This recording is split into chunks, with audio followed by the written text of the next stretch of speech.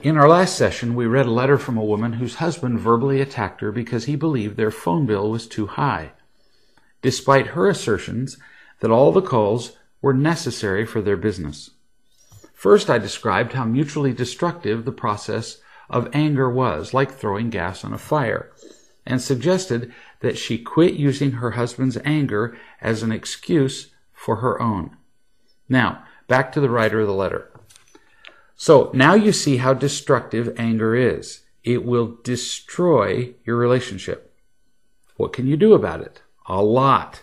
First, always remember that when your husband is attacking you, he's not a monster. He's just empty and afraid. You defend yourself only because you don't remember that.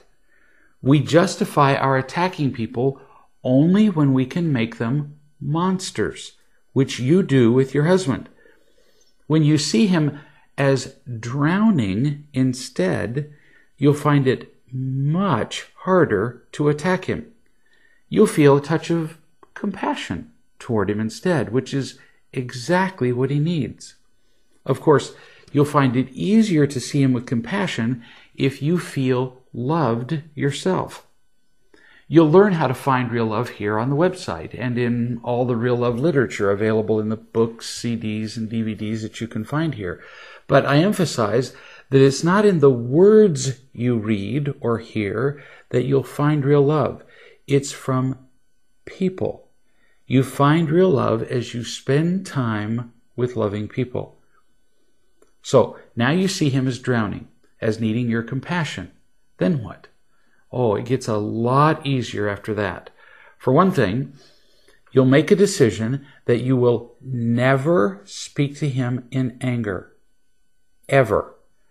Once you understand how much we all need to feel loved, you'll also understand that the moment you're angry, nothing else you say will go well. Not a thing.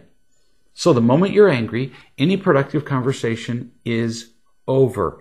And you need to do whatever you can to stop talking.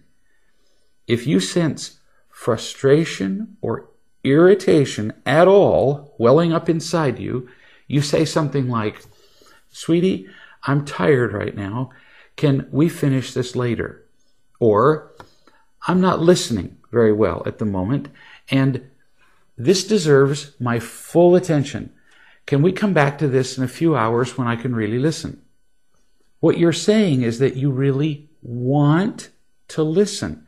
And in that moment, you can't. You're not blaming him. You're making it about you. Rarely will the other person object to your saying that you want to listen better. The point is, never continue a conversation in anger, which can only go badly.